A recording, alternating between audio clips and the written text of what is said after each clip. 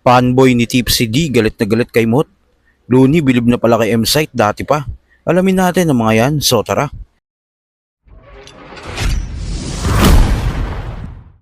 Classic nga ang pinamalas ni Tipsy D at Mot sa naging laban nila noong Ahon 16 at nakuha nga ni Mot ang panalo. Bagamat kitang Mot ang panalo sa naging laban nila ni Tipsy, meron palang diehard fan ni Tipsy D na hindi matanggap ang pagkatalo ng idol niya. Sa video nga ni Lip Cram, sinabi ni Lip na lumapit sa kanila ang lalaking ito at kung ano-ano daw ang sinasabi, maraming kwento about sa mga battles ng flip top. Sa pagpapatuloy nga ng pag-uusap nila, napag-alaman nilang isang fanboy pala ito ni Tipsy D at tila galit na galit ito kay Mot dahil hindi niya daw tanggap na natalo ang idol niyang si Tipsy D kay Mot. Mumurahin pa nga daw niya si Mot pag nakita niya sa personal. Bibigyan ako pagkakataon makita ko si Mot. Mumura-murahin ko si Mot kung bakit nanalo siya kay Tipsy. Huwag mo na murahin, kaya tropa naman natin yan. Hindi, huwag mo murahin. Sobrang Yun ang mahirap tanggapin yung pagkatalo niya kay Mot. pakiramdam mo kay Tipsy din yung laban na yun. Oo, kay Tipsy din talaga yun. Hanggang ngayon para kung may matay sa pagkatalo niya dun Oh, mukha pa ng mga artista pare, tapos dito ka lang sa South Foods. Maraming hahampon sa'yo na itong sa comment section. Sana. Hahamponin ka ng mga tao sa comment section. Mga babae. Kaya pag inampong ka ng mga chicks, yari ka sa asawa mo.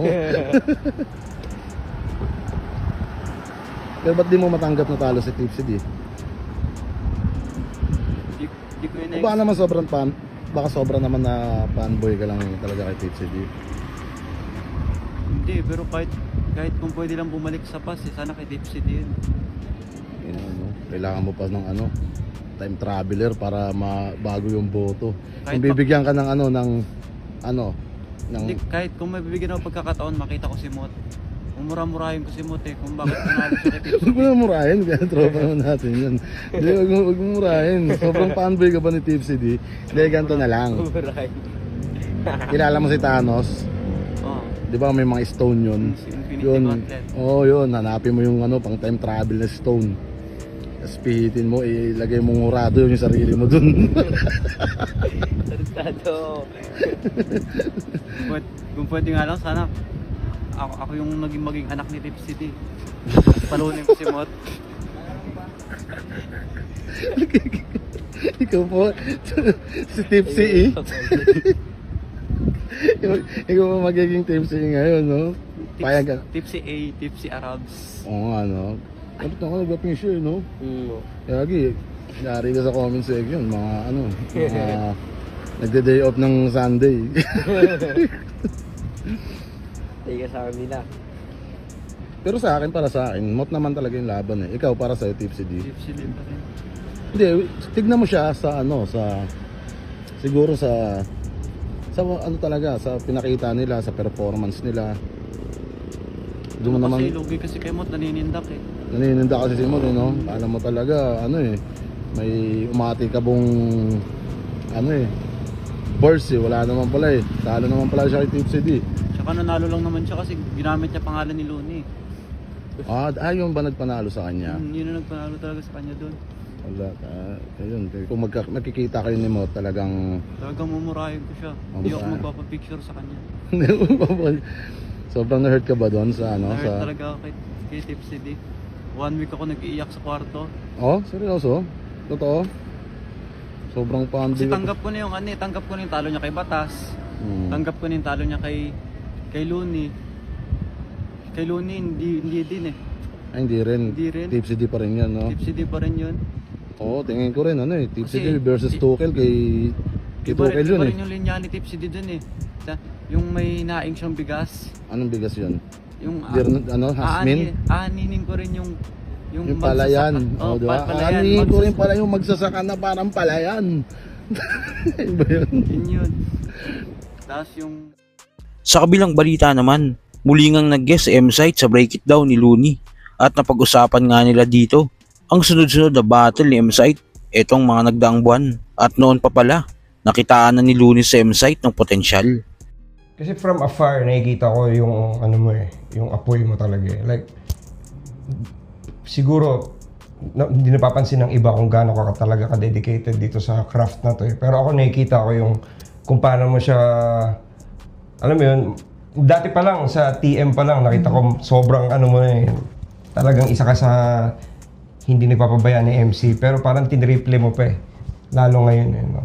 Sa year na to parang yun yung napansin ko, like yung hindi lang yung quantity, pero pati yung quality. Pwede ko bang malaman kung ano yung main drive mo? Kaya mo nagagawa yan? Siguro parang ano lang din parang na-inspire lang din ako sa mga nasa paligid yung environment ko rin, mga nakapaligid sa akin. More negative ba or sa positive ka kumukuha?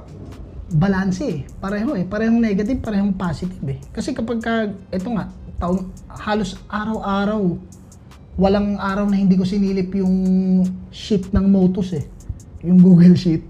Chine-check ko yung lineup, yung parating na event, baga pag napapalibutan ka talaga ng ganong karaming mga gigil, parang ang pangit naman, parang hindi pwedeng hindi pwedeng nonchalant ka Tangala, lahat yan, pag parang sa gera, pag sumigaw ng battle cry yung mga, alam mo, nakaganyan ka lang, di ba?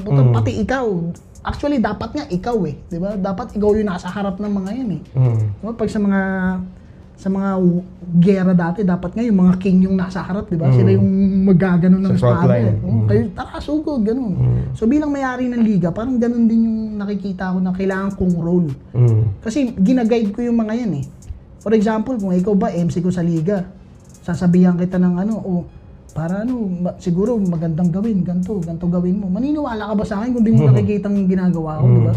Kumbaga kung hindi mo ako nakikitang parang kung hindi ko sinusubukang i-improve yung sarili ko, maniniwala ka ba pag binigyan kita ng program kung paano mo may improve yung pagbabattle mo, di ba? So, ako hindi rin ako maniniwala Kumbaga parang meron din ako minsan na parang paniniwala na hindi ako makikinig sa payo ng parang tao na hindi naman nandun sa gusto kong puntahan di ba? So yun yung parang gusto ko. Ba't mo nga naman gagawin yun, di ba? Di ba? Parang kang naggagawa ng bahay tapos may dumaan na pangit yung o ikaw nga, di ba? Parang hindi naman ganun So yun yung parang nagiging inspiration ko rin na galingan pa rin syempre. Dapat pa rin. Dapat nandun pa rin yung gigil, nandun pa rin yung sa kabila ng lahat, nandun pa rin yung yung passion. Kasi yun yung yun yung parang gasolina nun Pag nawala na yun, automatic parang siya Kung Maguho. merong expression na married to the game at yung game na tinutukoy ay battle rap, masasabi mo ba na ikaw talaga yung pinaka nagmahal sa battle? So okay ba mga kuys, isa din ba kayo sa napapabilib ni M-Sight sa mga battles niya? At anong masasabi nyo sa fanboy ni Tipsy D na galit kay Moot? Kung ano man ang saloobin mo, comment mo lang sa baba na mapag-usapan natin yan. So yun lang, God bless.